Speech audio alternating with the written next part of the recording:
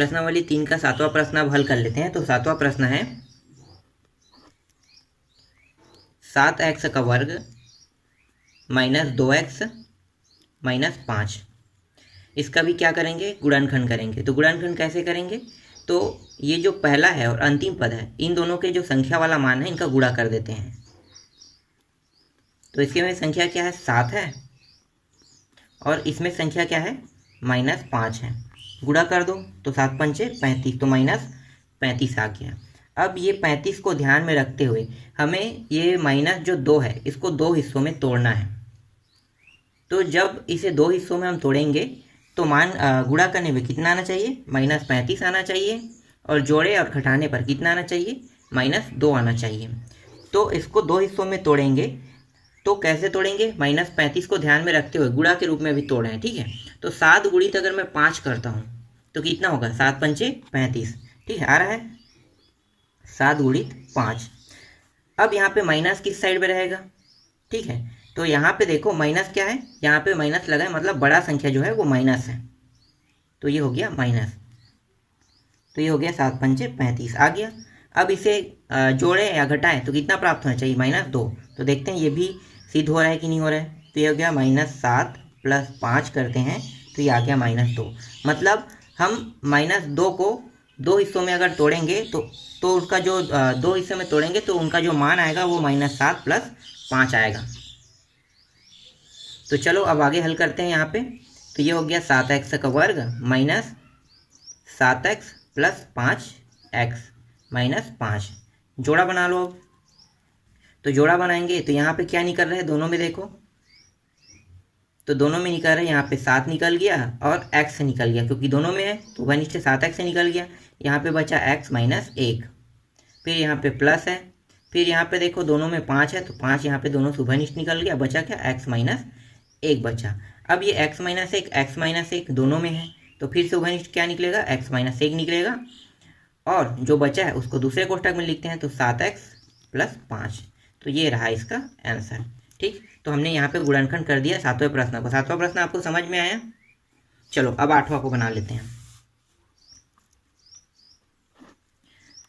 8वां प्रश्न है 12x का वर्ग माइनस 24x + 12, ठीक है। इसमें हम क्या करेंगे, इसमें भी हम सेम वैसे ही हल करेंगे। पहला और अंतिम का पहले गुणा कर देते हैं। तो पहला और अंतिम के जो संख्या है वो क्या है, 12 × 12 बराबर 144 होगा गुणा करने पर। अब जो यहाँ पे जो मध्य पद है 24, ठीक है, इसको इस प्रकार से तोड़ेंगे कि उनका गुणा करने पर कितना आना चाहिए, 144 आना चाहिए, और जोड़े और घटाने पर कितना आना चाहिए, -24 आना चाहिए। तो देखो यहाँ पे 12 × 12 तो यहाँ पे लगा हुआ है, तो मैं 12 × 12 में 2 हिस्सों में अगर तोड़ता हूँ तो 144 आ रहा है, ठीक है। तो ये आ गया 144। अगर इसी संख्या में अगर दोनों में माइनस लगा देते हैं, ठीक है, इसमें भी माइनस और इसमें भी माइनस, तो कितना आ गया, माइनस, तो ये आ गया -24, और इन्हीं को माइनस के साथ गुणा करेंगे तो प्लस 144 आ जाएगा। मतलब हमें 2 हिस्सों में, किन 2 हिस्सों में तोड़ना है इसे, -24 को, -12 और -12 में हमें तोड़ना है इसको। तो चलो अब आगे इसको हल करते हैं। तो ये हो गया 12x का वर्ग माइनस 12x - 12x + 12। जोड़ा बना देते हैं, दोनों में उभयनिष्ठ क्या निकलेगा, यहाँ पे 12 है तो उभयनिष्ठ निकल गया, और ये आ गया x - 1 आ गया। यहाँ भी देखो क्या निकल सकता है, दोनों में 12 है तो 12 उभयनिष्ठ निकल गया, और यहाँ पे माइनस भी मैंने बाहर निकाल दिया, तो ये वाला मान कोष्ठक के अंदर क्या हो जाएगा, प्लस हो जाएगा। तो यहाँ पे बचा क्या, प्लस है तो क्या होगा, माइनस हो जाएगा, और यहाँ पे बचा x - 1।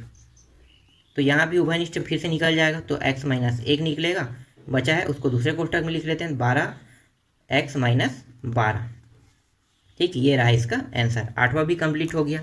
अब 9वां को हल कर लेते हैं। तो 9वां प्रश्न है 6x² - 7x - 3। पहला और अंतिम का गुणा कर दो, तो ये हो गया 6 × -3 बराबर -18 आ गया।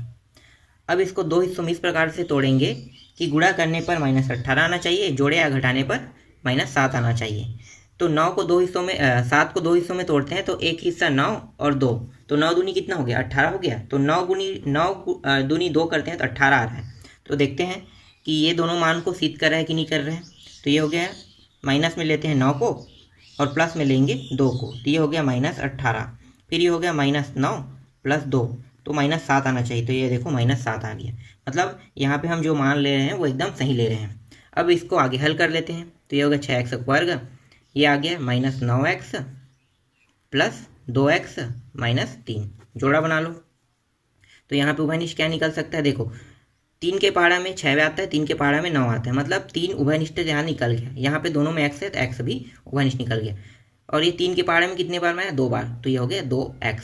ये 3 के पहाड़े में कितने बार आया, 3 बार, तो ये आ गया 3। फिर यहाँ पे क्या निकल सकता है, यहाँ पे कुछ नहीं निकला, मतलब 1 बार निकलेगा। तो यहाँ पे जो बचा उसको कोष्टक में लिख लेते हैं।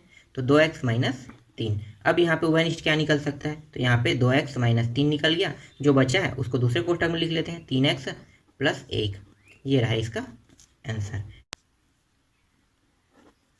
10वां है 14y² + 19y - 3। इसमें भी हम क्या करेंगे, पहला और अंतिम का गुणा कर देंगे। तो पहला पद है 14 और अंतिम है -3, दोनों को गुणा करेंगे तो यहाँ प्राप्त हो रहा है -42। अब इसको 2 भागों में तोड़ेंगे। तो 2 भागों में तोड़ेंगे तो किसको ध्यान में रखते हुए तोड़ेंगे, -42 को ध्यान में रखते हुए तोड़ेंगे। तो गुणा करने पे -42 आना चाहिए और जोड़े घटाने पर 19 आना चाहिए। तो चलो देखते हैं, गुणा करके पहले गुणा वाला मान निकाल लेते हैं। तो 21 गुणित अगर मैं 2 करता हूँ तो कितना आ रहा है, 42। अब यहाँ पे देखो, यहाँ पे प्लस लगा है, तो प्लस वाला चिन्ह मतलब बड़ा संख्या क्या है, प्लस में रहेगा, और छोटे संख्या क्या रहेगा, माइनस में रहेगा, तभी ये क्या होगा, -42 आ गया। तो देखो -42 आ गया। अब आगे इसको हल करके देखते हैं। तो 21 और -2 कितना होना चाहिए, 19 आना चाहिए। देखते हैं 19 आ रहा है कि नहीं आ रहा है। तो यहाँ पे देखो 19 आ रहा है, मतलब यहाँ पे जो हम हल कर रहे हैं वो एकदम सही कर रहे हैं। अब यहाँ पे हम इसको 2 हिस्सों में तोड़ रहे हैं, तो इसके मानों को रख देते हैं। तो ये हो गया 14y² + 21y - 2y - 3, जोड़ा बना लो। तो यहाँ पे जोड़े में देखो 14, यहाँ पे जोड़ा पे देख लेते हैं, 7 के पहाड़े में दोनों आता है, 14 भी आता है और 21 भी आता है। तो मतलब 7 को हम बाहर निकाल देते हैं, और यहाँ पे क्या है, y भी है, सॉरी 7 भी निकल गया और y भी निकलेगा यहाँ पे, ठीक है। अब यहाँ पे बचा क्या, तो यहाँ पे सिर्फ y बचा, 2y बचा, और यहाँ पे बचा है प्लस 7 दूनी 14, 7 × 21, तो 2y + 3 बचा है। यहाँ पे दोनों में, यहाँ पे सामने में माइनस है, तो माइनस को बाहर निकाल देते हैं, और इसमें कुछ नहीं निकल रहा है, मतलब 1 निकल रहा है। तो यहाँ पे बचे क्या, 2y, ये माइनस जो है वो क्या हो जाएगा, प्लस में हो जाएगा। क्यों, क्योंकि माइनस को हमने बाहर निकाल दिया है। तो ये हो गया +3। अब दोनों में से उभयनिष्ठ क्या निकल रहा है, तो 2y + 3 निकल रहा है, और यहाँ पे बचा क्या, 7y - 1 बचा है। ठीक, यहाँ पे निकल गया, समझ में आया ये। इस तरह से 10वां प्रश्न भी कंप्लीट हो गया। अब 11वां को हल कर लेते हैं। तो 11वां प्रश्न है, करनी 3 y² + 9y + 6 करनी 3। इसमें पहला और अंतिम का गुणा कर देंगे। तो ये हो जाएगा करनी 3 गुणित 6 करनी 3। इसको गुणा कर देंगे तो कितना आएगा, तो यहाँ पे आप ध्यान दो, ये करनी 3 और ये करनी 3 दोनों आधा आधा है, तो आधा आधा गुणा होकर क्या हो जाएगा, पूरा 3 बन जाएगा। तो ये होगा 6 गुणित 3 हो जाएगा। तो 6 कितना होगा, 18 हो गया। अब ये जो मध्य वाले पद को इस प्रकार से 2 भागों में तोड़ेंगे कि उनको गुणा करने पे कितना आना चाहिए, 18 आना चाहिए, और जोड़े घटाने पे 9 आना चाहिए। तो एक हिस्सा तो 6 गुणित 3 हो जाएगा, ठीक है, 6 गुणित 3 करेंगे तो 18 आ रहा है।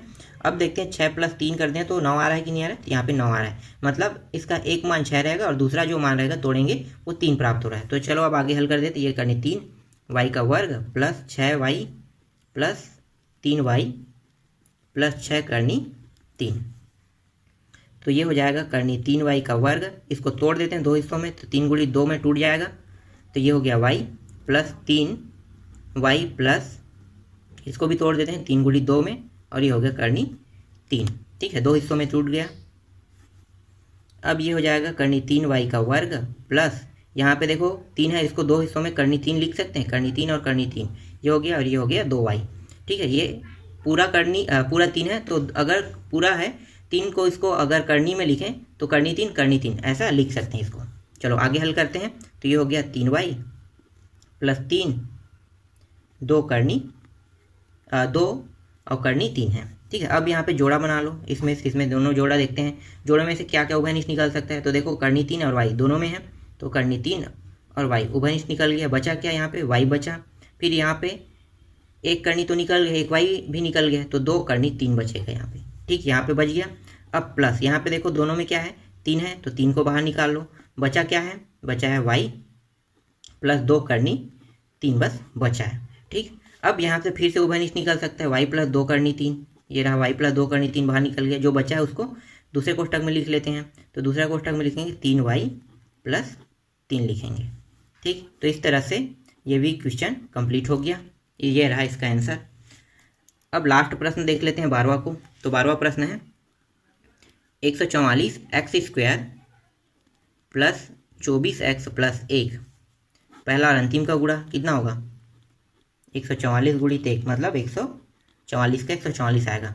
अब बीच वाले हिस्सों को 2 भागों में तोड़ोगे तो 12 गुणित अगर 12 करते हैं तो 144 आ रहा है कि नहीं आ रहा है, गुणा करने में आ रहा है, तो ये रहा 144। अब इन्हीं दोनों संख्याओं को जोड़ दो, 12 प्लस 12 तो कितना हो गया, 24 आ गया। तो देखो ये पूरा जो मान है, एक मान 12, एक मान मतलब दूसरा मान भी 12 प्राप्त हो गया। अब आगे इसको हल करते हैं तो 144 x square plus 12x plus 12x plus 1 जोड़ा बना लो। तो यहाँ पे उभयनिष्ठ क्या निकल सकता है, यहाँ पे देखो 12 पहाड़े में दोनों आता है, तो 12 यहाँ पे उभयनिष्ठ हो गया और x भी उभयनिष्ठ निकल गया। तो यहाँ पे बचा क्या, 12x बचा है और प्लस 1 बचा है यहाँ पे। इसी तरह से यहाँ पे क्या उभयनिष्ठ निकल सकता है, यहाँ पे कुछ नहीं मतलब 1 निकलेगा। तो ये हो गया 12x प्लस 1। यहाँ पे अब दोनों में से फिर उभयनिष्ठ निकल जाएगा, 12x प्लस 1 उभयनिष्ठ आ गया। जो बचा है उसको दूसरे कोष्टक में लिख लेते हैं, 12x प्लस 1। तो ये रहा इसका आंसर। इस तरह से ये पूरा गुणनखंड वाला पूरा प्रश्न कंप्लीट हो गया।